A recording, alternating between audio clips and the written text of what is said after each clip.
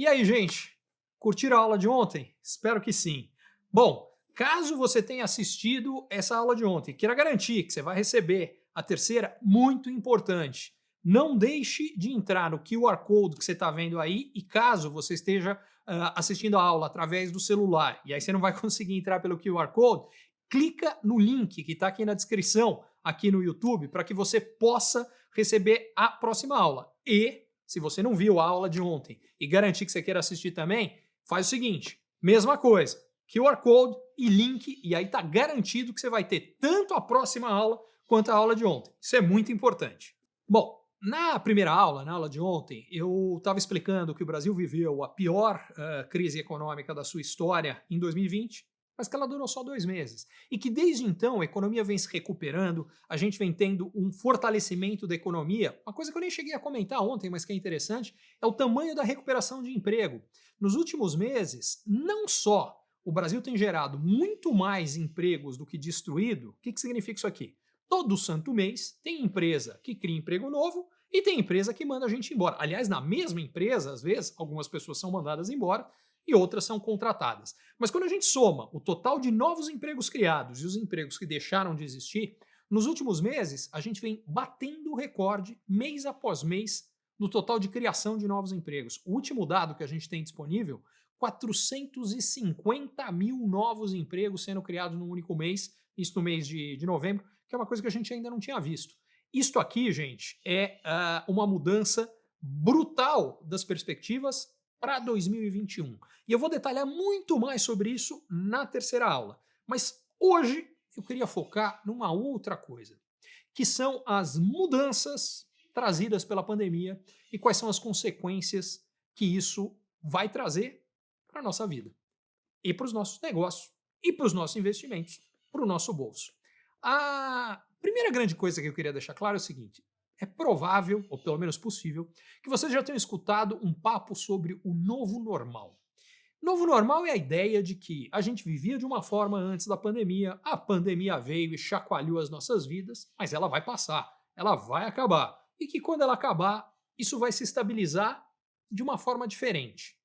A gente volta a algo normal, mas diferente. Bom, eu só concordo com metade dessa história. A metade que eu concordo é que a nossa vida depois da pandemia não vai ser igualzinha ela era antes. Algumas coisas serão sim diferentes. A parte que eu não concordo é que ela estivesse estável antes e que ela vai estar estável depois. Não, a gente já vivia um monte de transformações muito aceleradas antes da pandemia, a pandemia chacoalhou muito e essas transformações que eram rápidas se tornaram ainda mais rápidas depois da pandemia.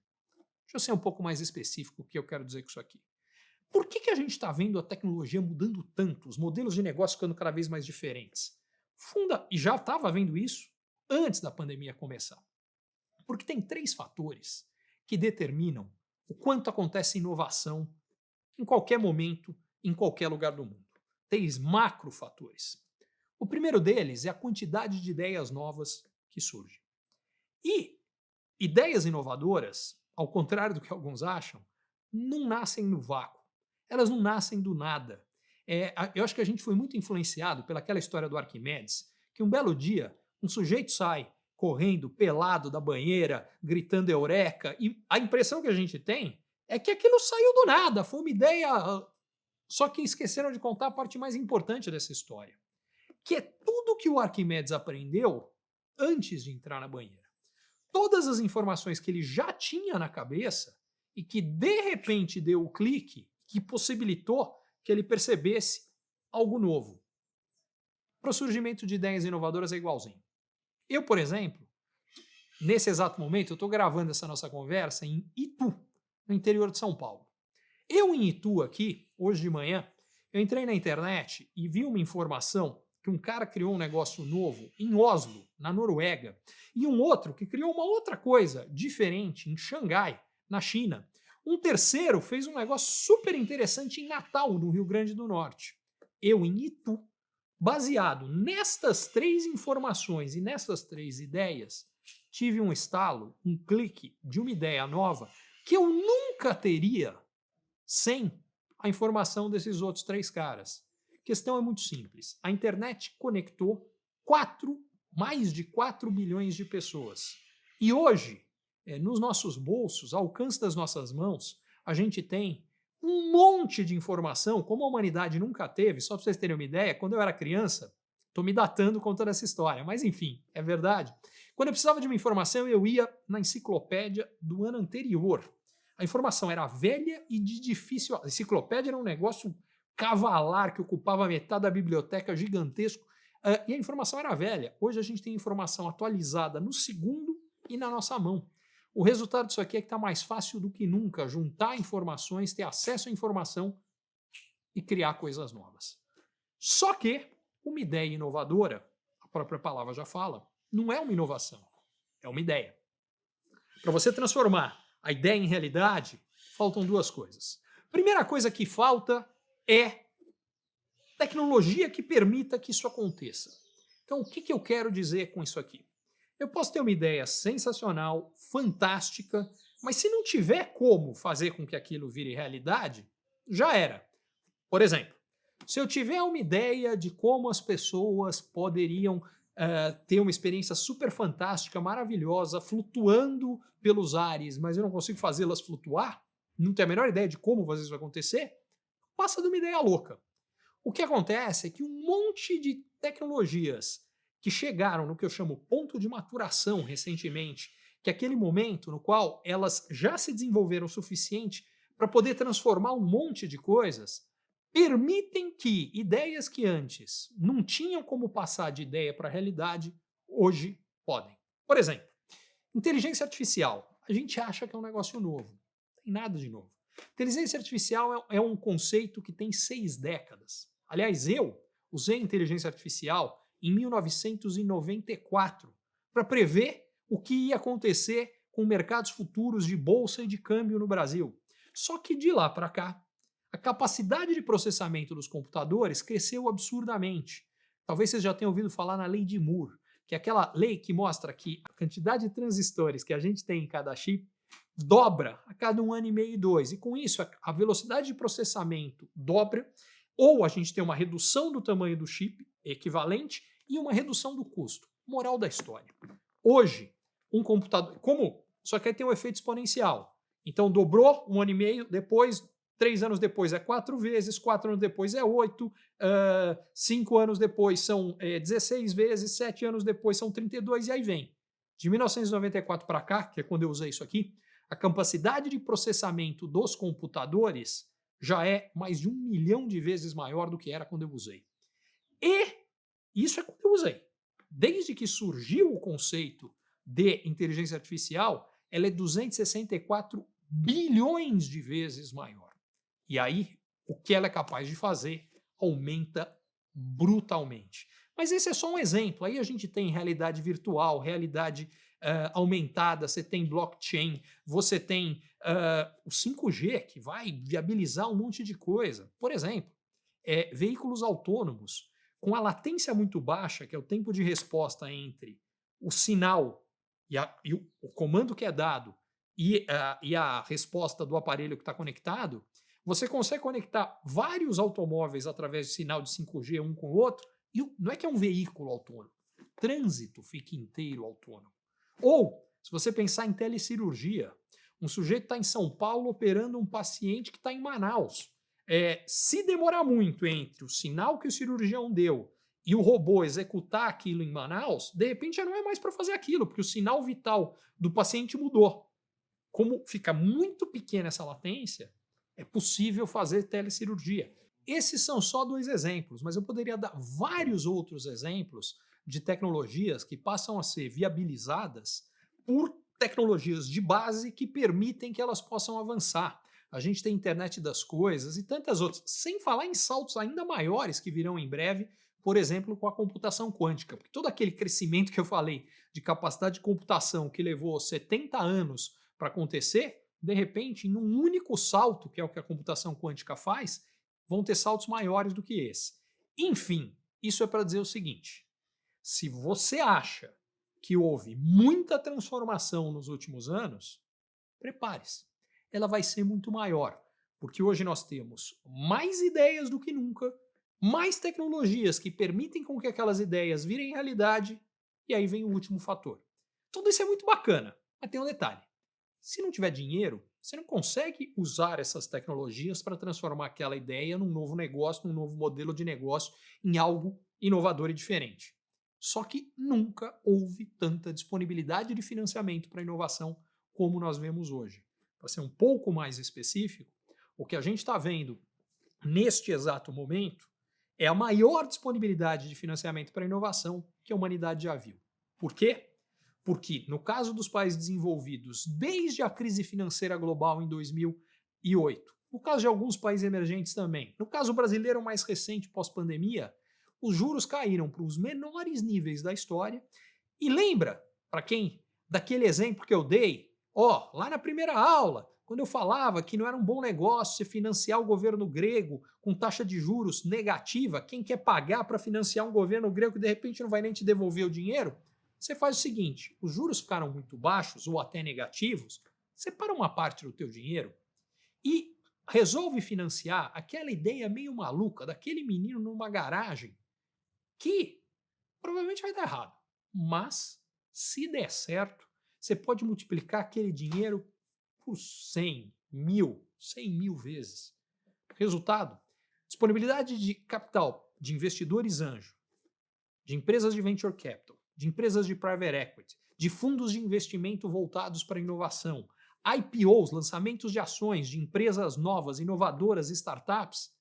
Nunca a gente viu nada parecido com o que está acontecendo. E é só a pontinha do iceberg. Isso aqui vai acelerar ainda mais em 2021, o que vai colaborar para acelerar ainda mais o processo de inovação que a gente tem. Bom, e aí é que entra a pandemia nessa história. As tecnologias, os modelos de negócio já estavam avançando de forma significativa e substancial. O que mudou com a pandemia não foi que surgiram novas tecnologias por conta da pandemia. Não é verdade. O que mudou foi a adoção de tecnologias que já existiam. Então, por exemplo, talvez o exemplo mais marcante esteja ligado à aceleração da transformação digital. Um monte de coisa que era feita no mundo físico, quando as pessoas têm que ir para casa, vai para o mundo digital. Talvez os exemplos mais óbvios, e-commerce, por exemplo. A gente teve, só nos primeiros 6 meses de pandemia, um crescimento maior da participação do e-commerce no total de vendas do comércio do que a gente tinha tido em toda os 10 anos anteriores. Isso já ia acontecer, esse crescimento da participação do e-commerce, se não tivesse pandemia. Mas o que levou 6 meses ia levar 3, 4, 5 anos para acontecer. Aconteceu em 6 meses. E isso aconteceu com várias outras tecnologias. Por exemplo, plataformas de teleconferência. Muita gente já tinha usado, mas a imensa maioria nunca tinha ouvido nem falar. Eu lembro de um caso no começo da pandemia que me chamou muito a atenção. Logo na primeira semana depois da quarentena, eu tive uma reunião com um executivo muito sênior que estava no conselho de uma empresa, e eu tive a reunião com esse cara, e ele estava participando da primeira teleconferência da vida dele, e completamente atrapalhado, o que é muito comum a primeira vez que alguém está usando uma tecnologia nova. Por uma coincidência, eu tive uma segunda reunião com ele uma semana depois. E nessa segunda reunião ele atrasou um pouco para entrar. Na hora que ele entrou, ele estava pedindo desculpa, porque ele falou que ele estava saindo de uma videoconferência que ele tinha acabado de fazer com o neto dele, e que então ele perdeu a noção do horário na teleconferência com o neto. O que tem de interessante é que uma semana antes, ele nunca tinha usado aquilo nem profissionalmente. Uma semana depois, ele já estava usando também na vida pessoal dele. Muito rapidamente, aquilo se transformou em algo comum, normal, na vida de todo mundo. A gente passou a ter festa por videoconferência.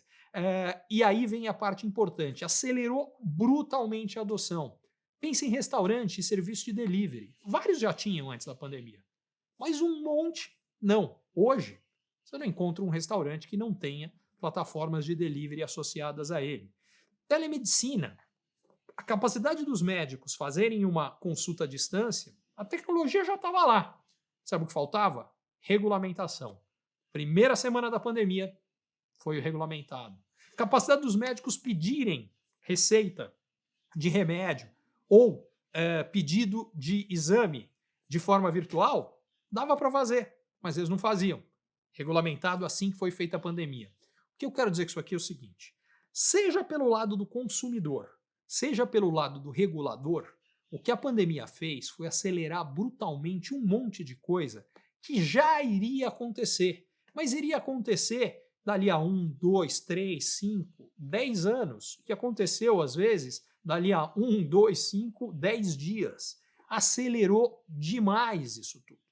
Por que isso é importante? Quando a gente soma as duas coisas, os fatores que eu dizia primeiro, que determinavam muita adoção de novas tecnologias com muita adoção de coisas que mudam e tornam mais rápido as mudanças de novos modelos de negócio, a consequência disso tudo aqui é prepare-se. A forma como você vive, como você trabalha, como você investe, não vai ser a mesma. Aliás, por isso que eu criei esse curso para poder ajudar as pessoas a se prepararem para essa realidade. Um exemplo que mexeu e vai continuar mexendo com a vida de todo mundo é o trabalho em casa, home office. Não é novidade, já existe há muito tempo. O que mudou é a quantidade de gente que experimentou home office. E alguns gostaram, outros não. Segundo as pesquisas, pelo menos inicialmente, muita gente gostou. Tem uma pesquisa da USP, por exemplo, que com 1.200 executivos que ficaram trabalhando em home office, mostra o seguinte: 70% deles, se puderem escolher, não querem nunca mais voltar para o escritório. 19% querem voltar assim que haja condições. E 11% falaram, para mim tanto faz. Podemos ficar no escritório, podemos ficar aqui, talvez alguns dias no escritório, outros trabalhando de casa, enfim. Uma outra pesquisa interessante, essa é uma pesquisa global, mas eu quero trazer os dados associados ao Brasil.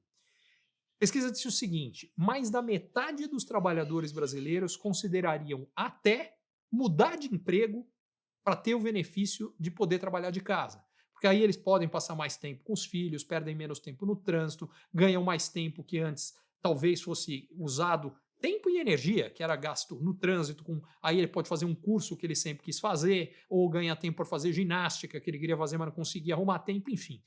Moral da história, isso aqui está causando uma revolução no mundo do trabalho, que eu acredito que só começou. Porque uma coisa que está acontecendo já em função disso aqui é que as empresas, várias, aliás, até duas das empresas que eu sou sócio, passaram por isso. O próprio AAA, o AA Inovação, passou por esse processo. Sede do AA Inovação sempre foi em Curitiba. Quando começa a pandemia, depois de algum tempo, a gente fala, faz sentido a gente ainda ter uma sede física? Fechamos o escritório. A partir daí, se a gente não tem um escritório, calma, não preciso contratar só gente em Curitiba. A gente contratou gente de Porto Alegre, gente de Brasília, gente de Belo Horizonte, e poderia contratar de qualquer lugar do mundo. E a mesma coisa no caso da minha empresa de São Paulo. Só que isso vale dos dois lados. Isso vale do lado das empresas, que hoje têm um mercado de trabalho que é global para contratar, mas vale do lado das pessoas. Alguém, não importa onde estiver, pode pegar um emprego, também não importa onde for. Aliás, uma outra coisa que aconteceu é que já surgiram os vistos de trabalho para home office. Tem 11 países nos quais você consegue um visto de trabalho para ir morar no país, só que você não vai trabalhar para uma empresa daquele país e nem vai trabalhar naquele país. Você só vai morar lá.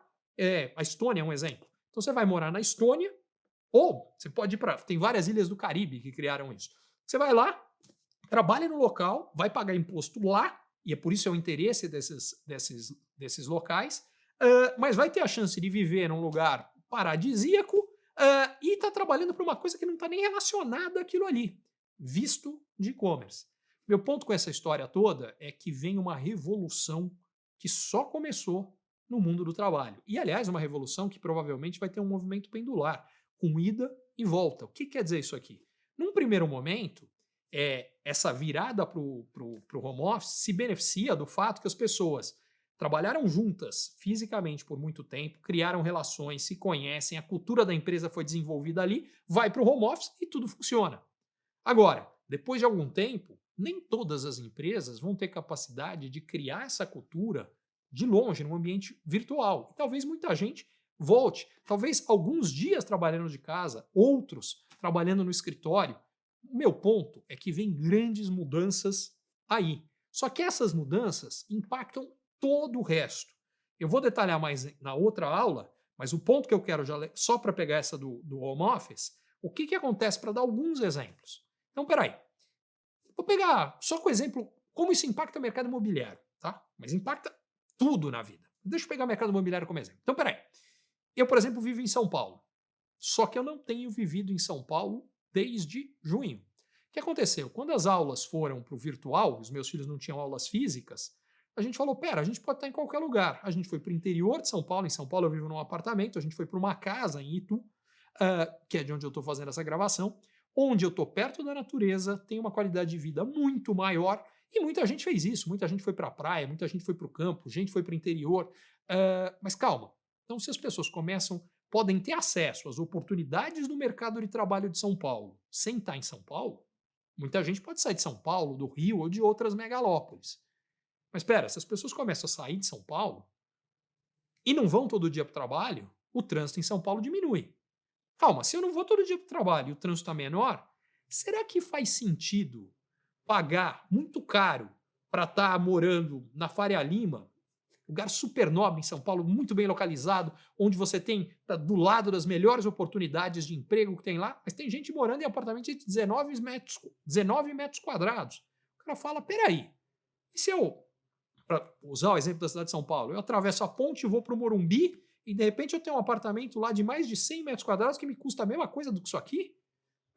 Será que faz sentido? Fazia antes, porque o trânsito era um inferno, então o cara não queria pegar aquilo ali, ele vinha todo dia, perdia muito tempo.